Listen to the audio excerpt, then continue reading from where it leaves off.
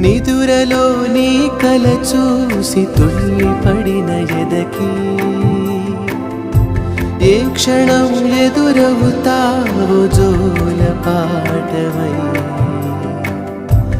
ఆకలని అడగక ముందే నోటి ముద్దు నువ్వై ఏ కథలు వినిపిస్తావో జాబిలమ్మ